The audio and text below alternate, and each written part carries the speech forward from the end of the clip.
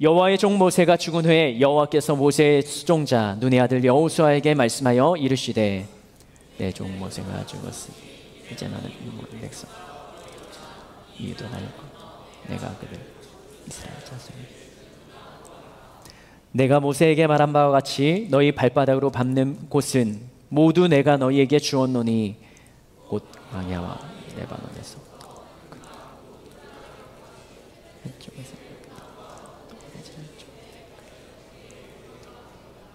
내 평생에 너를 능히 대적할 자가 없으리니 내가 모세와 함께 있었던 것 같이 너와 함께 있을 것임이니라. 내가 너를 떠나지 아니하며 버리지 아니하리라.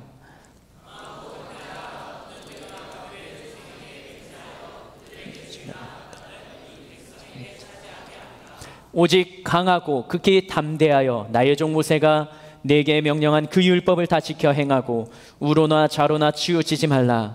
그리하면 어디로 가든지 형통하리니 이 율법책을 내 입에서 떠나지 말게 주야로 그것을 묵상하여 그 안에 기록된 대로 다 지켜 행하라.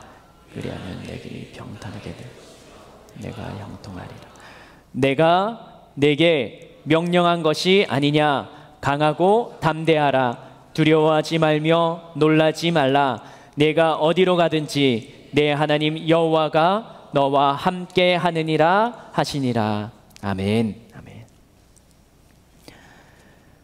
지난주에는 광야 훈련 학교에 대해서 함께 말씀을 나누었습니다. 하나님께서 이스라엘 백성들에게 명령했던 약속의 땅을 가야 되는데 그 가기 직전에 정탐꾼을 보내죠. 40일 동안 몇 명의 정탐꾼 보냅니까? 12명의 정탐꾼. 그러나 그 12명의 정탐꾼이 10명과 2명으로 나뉘어져서 10명은 우리는 그들의 밥이라 메뚜기 같아서 그 땅을 점령할 수 없다. 하지만 2명은 능히 취할 수 있다. 하나님의 관점으로 바라보죠. 그러면서 하나님의 말씀에 순종하지 않았던 이스라엘 백성들에게 하나님은 훈련의 과정을 진행하십니다. 그게 40년 광야 훈련 학교였습니다. 그 출애굽 후 41년째 됩니다. 이제는 40년 동안 받았던 광야에서의 훈련의 시간이 마무리가 되고 이제는 젖과 꿀이 흐르는 땅, 가나안 땅, 요단강 건너편에 보이는 그 땅을 향하여서 이스라엘 백성들이 나아갈 때가 되었습니다. 그런데 이 이스라엘 백성들에게 두려운 마음이 찾아듭니다. 왜냐하면 지난 40년 동안 이 광야 시간을 이끌어왔던 위대한 지도자 모세가 죽었기 때문입니다. 위대한 사람, 능력이 있었던 사람, 하나님과 함께했던 그 모세가 죽고 난 이스라엘 백성들에게 그 전체가 흔들리는 그 마음을 사로잡기 위한 하나님이 또 다른 지도자를 세우는 게 바로 우리가 읽었던 여호수아서의 주인공인 여호수아입니다. 하나님과 동행하며 가나안 땅을 향한 걸음을 옮겨왔던 이스라엘 백성들, 이제는 새로운 지도자를 앞에 두고 그 지도자를 따라서 마음을 맞춰서 가야 되는 이스라엘 백성들. 40년의 광야 훈련 학교가 그들에게는 긍정적인 훈련의 시간이었을까요? 아니면은 고난과 아픔과 슬픔의 연속이었을까요? 하나님께서는 여호수아서 1장을 시작하면서 여호수아에게 이렇게 말씀하십니다. 강하고 담대하라. 그리고 내가 그 땅을 너에게 주겠다. 그 땅을 취하라 라고 말씀하십니다. 여호수아는 굉장히 두려웠나 봐요. 성경에서는 기록하지 않지만 하나님이 두려워하지도 않는데 두려워 말라라고 말씀하시진 않을 거잖아요. 두려워하는 마음, 걱정하는 마음, 그리고 그 약속의 땅을 취하러 가는 건 그냥 열려있는 땅을 가는 게 아니라 그 땅에 살고 있는 거민들, 그 땅에 살고 있는 40년 전에 두려워했던 그 대상들을 다시 마주하는 거예요. 그 시간을 이겨내야 되는데, 그 상황을 이겨내야 되는데 여호수아는 두렵고 떨리고 걱정이 됐습니다. 그래서 그 여호수아에게 하나님께서는 이렇게 말씀하십니다. 여호수아 1장 7절 말씀 같이 한번 읽겠습니다. 여호수아 1장 7절 말씀이요. 시작. 오직 강하고 극히 담대하여 나의 종 모세가 내게 명령한 그 율법을 다 지켜 행하고 우로나 좌로나 치우치지 말라. 그리하면 어디로 가든지 형통하리니. 아멘. 하나님이 하시는 말씀을 듣고 여호수아는 어떻게 반응을 할까요? 하나님이 말씀하시죠. 강하고 담대하라. 내가 너와 함께 하겠다. 여러분은 이 하나님의 음성을 듣는다면 담대하게 가실 수 있겠습니까? 여러분들의 삶 가운데 막혀있는 문제 앞에서 하나님이 내 그 문제를 해결해주고 너와 함께 할 테니까 그냥 돌파해, 나가라 라는 하나님의 음성을 듣는다면, 분명한 확신을 가진다면 믿음의 걸음을 내디딜 수 있겠습니까? 여호수아는 그 하나님의 음성을 듣고 난 다음에 11절 이렇게 반응을 합니다. 같이 한번 읽어볼까요? 시작. 진중에 두루다니며 그 백성에게 명령하여 이르기를 양식을 준비하라. 사흘 안에 너희가 이 요단을 건너 너희의 하나님 여호와께서 너희에게 주사 차지하게 하시는 땅을 차지하기 위하여 들어갈 것임이니라 하라. 아멘. 여호수아는 어떻게 반응합니까? 하나님이 가라 하시는 그 말씀에 순종합니다. 양식을 챙기라고 하고요, 이제 전쟁하기 위해서 그 땅으로 들어가겠다라고 선포합니다. 그 말을 들었던 이스라엘 백성들, 그 반응을 16절부터 18절까지 기록합니다. 근데 이 반응을 보고 40년 동안 이스라엘 백성들을 1세대 출애굽했던 1세대는 죽고 난 다음 그 자녀들이 어른으로 성장한 그 사람들이 광야 훈련학교를 어떻게 진행해 왔는지, 그들은 광야 훈련학교를 수료했는지, 그것이 여기 반응에 나옵니다.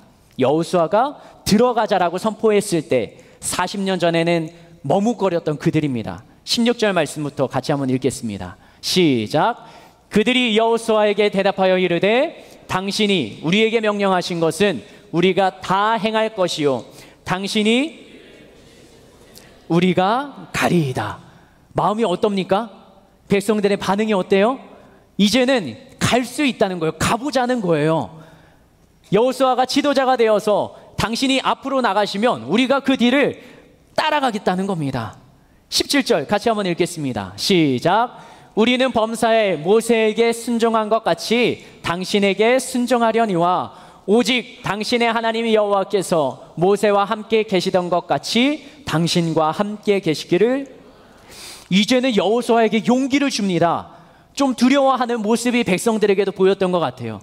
그러니까 모세에게 함께 하셨던 그 하나님께서 여호수아, 당신, 우리들의 리더인 당신과 함께 하기를 이제는 힘을 실어주고 용기를 실어주고 든든하게 지원을 해주겠다는 거예요. 우리가 그 말에 순종하며 따라가겠다는 겁니다. 18절이요. 시작. 누구든지 당신의 명령을 거역하며 당신의 말씀을 순종하지 아니하는 자는 죽임을 당하리나 오직 강하고 반대하는 사람은 어떻게 하겠다고요? 죽이겠다고. 그리고 순종하는 사람들만 팀을 이뤄서 여호수아의 뒤를 받쳐주겠다는 겁니다. 광야 훈련학교 잘 지냈습니까? 학점 몇 점 받았을 것 같아요? 뭐 A 이상은 나왔겠죠. 이제는 1세대와는 완전히 달라진 거예요. 그들은 눈앞의 상황에 두려워하는 마음에 가나안 땅에 가지 말자라고 포기해버렸습니다.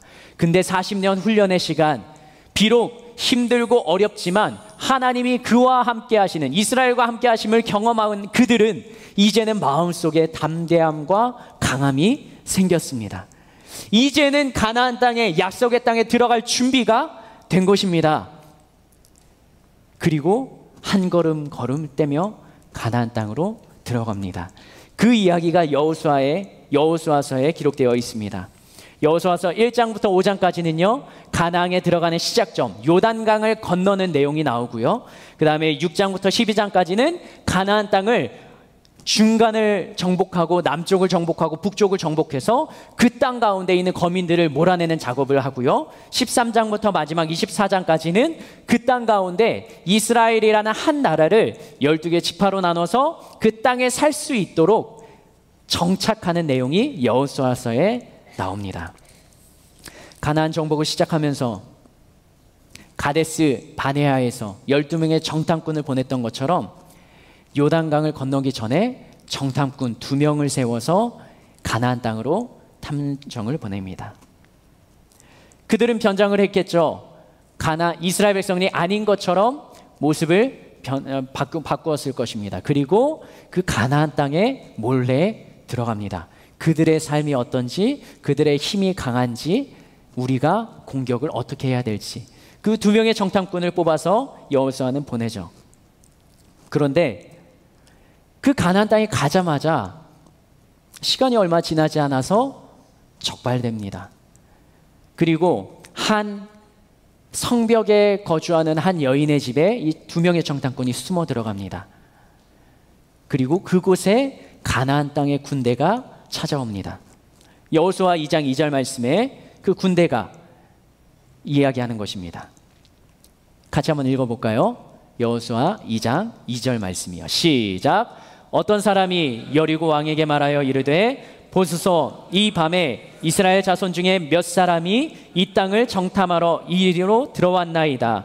여리고 3절이요. 시작. 여리고 왕이 라합에게 사람을 보내어 이르되 내게로 와서 내 집에 들어간 그 사람들을 끌어내라. 그들은 이 온 땅을 정탐하러 왔느니라.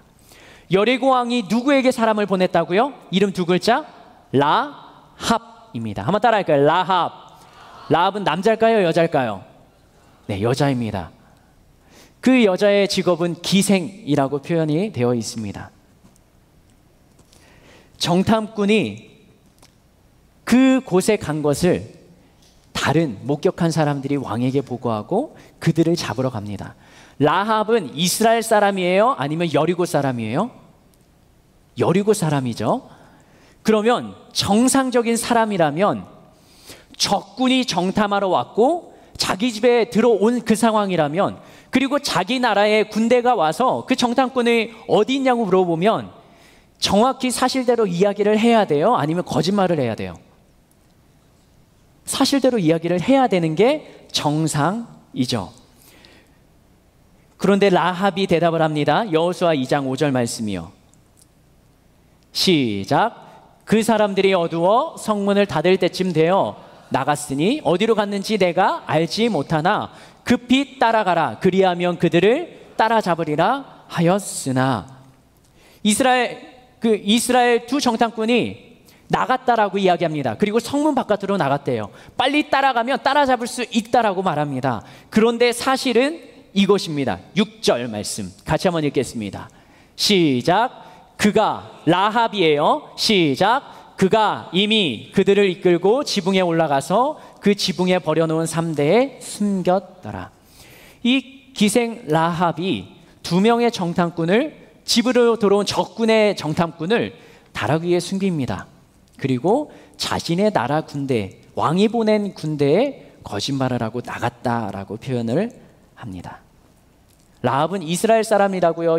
여리고 사람이라고요? 여리고 사람이죠. 그런데 자기 나라에 득이 되는 행동을 하지 않고 오히려 적군에게 득이 되는 행동을 하게 됩니다. 일반적인 상식이 아니고 제정신이 아닌 것처럼 보이는 라합의 행동, 그는 왜 그렇게 행동을 했을까요? 라합이 정탐꾼에게 이야기하는 그 장면을 통해서, 라합의 말을 통해서 왜 그렇게 행동했는지 그 배경을 좀 살펴볼 수가 있습니다. 여호수아 2장 9절에서 11절 말씀까지 세 개의 말씀을 함께 읽도록 하겠습니다. 시작. 말하되 여호와께서 이 땅을 너희에게 주신 줄을 내가 아노라. 우리가 너희를 심히 두려워하고 이 땅 주민들이 다 너희 앞에서 간담이 높나니. 라합이 이야기합니다. 9절 띄워주시겠어요?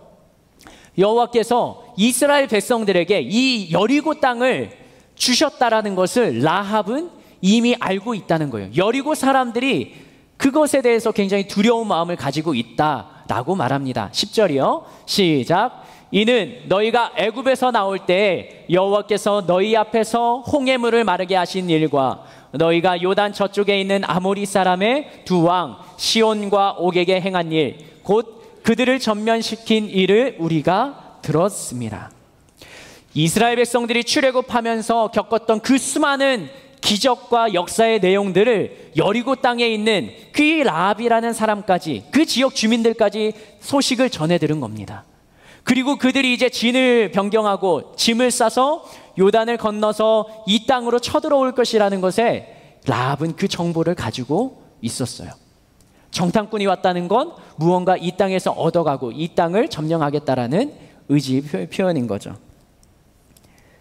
라합은 생각합니다. 하나님이 이스라엘과 함께하는 그 나라 사람들의 앞으로 진행될 일, 그것을 자기 나라의 운명보다 더 중요하게 생각을 하고 있습니다. 그러면서 어떻게 보면 신앙 고백일 수도 있는데요. 11절 말씀, 이렇게 라합은 고백합니다. 시작. 우리가 듣자 곧 마음이 녹았고 너희로 말미암아 사람이 정신을 잃었나니 너희의 하나님 여호와는 위로는 하늘에서도 아래로는 땅에서도 하나님이시니라. 아멘. 라합이 고백합니다. 위로 하늘, 아래로 땅, 여기에 유일한 하나님이라고 말합니다. 여리고 땅에는 왜 우상이 없었겠어요? 그들이 믿는 신이 왜 없었겠어요? 그런데 그 모든 신들을 제쳐두고 이스라엘에 믿는 하나님, 그 하나님이 유일한 하나님인 것을 고백합니다. 라합은 비록 여리고에 살고 있었지만 그 라합의 마음 가운데에는 이스라엘이 믿는 그 전능자 하나님, 그 하나님을 믿고자 하는 마음이 그 속에 담겨 있었습니다. 여리고에는 수많은 사람들이 있습니다. 이스라엘 백성들이 공격하기에 여리고성은 큰 성이었어요. 그런데 그 여리고성에 살고 있는 수많은 사람들 중에 하나님이 구별된 이스라엘 백성들, 그러나 이방인처럼 여겨지는 그 여리고 땅에 살았던 그 사람 중에 단 한 사람, 라합은 하나님을 믿는 믿음을 가지기를 원했습니다. 삶의 현장은, 그의 직업은 뭐라고요? 기생이라고요. 다른 사람들의 즐거움을 채우기 위해서 몸을 팔고 살아가는 그 일을 하는 이 기생 라합이었지만 그의 마음 가운데에는 하나님을 믿고 싶은 마음과 간절함이 있었습니다. 만약 여리고 군대가 그 정탐꾼을 쫓아갔다가 거짓인 것을 발견하면 이 라합을 다시 사로잡아서 죽여도 할 말이 없는 것입니다. 그래도 그 위험한 결정을 했던 이유는 뭐냐? 여리고 성에 사는 것보다 하나님과 함께하는 삶이 더 가치 있다라고 여겨지고 판단되는 생각. 그 생각으로 오늘 하루도 또 정탐꾼을 집에 들인 것도, 그들을 숨겨준 것도 그 생각에서 시작된 것입니다. 두 가지를 함께 살펴봅니다. 첫 번째는 이스라엘 백성들의 출애굽 이후의 삶입니다. 그들이 살아가는 삶은 광야의 삶이었어요. 그리고 배고파서 목이 말라서 불평하고 힘들어하는 삶이었습니다. 그런데 이 살아가는 삶의 모습 가운데 다른 이방 나라의 사람들은 이 이스라엘 나라의 그 삶을 보면서 뭐라고 고백을 했다고요? 그들이 믿는 하나님, 그 하나님 나도 믿고 싶다. 이방 나라에 살았던 라합, 그의 삶은 거룩한 삶이 아니었어요. 그러나 그의 마음 가운데는 간절함이 있었습니다. 나도 하나님에 대한 믿음과 신뢰를 가지고 살고 싶다.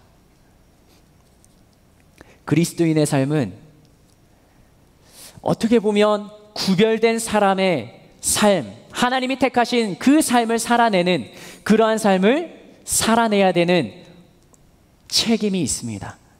그리고 나의 삶을 통해서 하나님이 역사하시는 것을 다른 하나님이 알지 못하는 사람들에게 전해야 되는 책무도 있습니다. 그렇게 살아가야 합니다. 그리고 그 삶을 우리 모두가 살아내야 됩니다.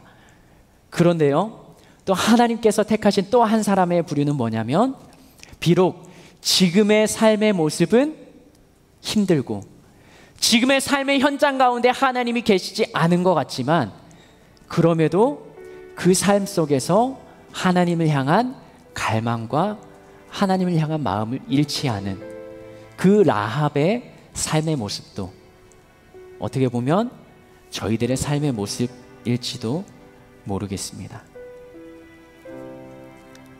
이제 며칠 뒤면 이스라엘 백성들이 여리고성을 점령합니다. 그리고 우리가 다 아는 것처럼 여리고성을 둘러싸서 나팔과 함성 소리로 여리고를 무너뜨립니다. 이스라엘 백성들이 하는 것이 아니라 하나님이 역사하신 거죠.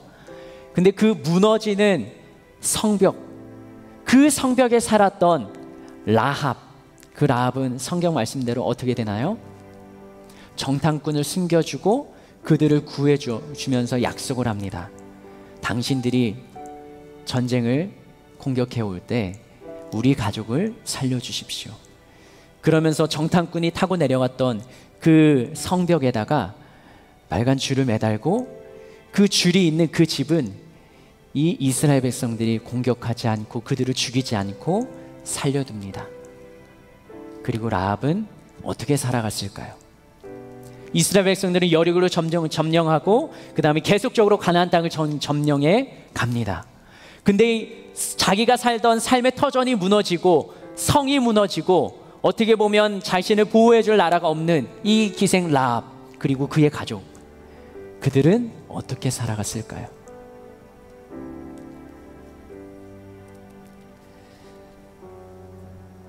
어떻게 보면 하나님 없이 살아가는 삶의 현장이지만 그 마음 가운데 간절함, 그것을 하나님이 보시고 그의 집에 정탐꾼들이 들어가게 하시고 그의 가족을 구원하게 하십니다. 그리고 하나님의 계보를 이뤄가게 하십니다. 라합은 어떻게 그런 삶을 살 수 있었습니까?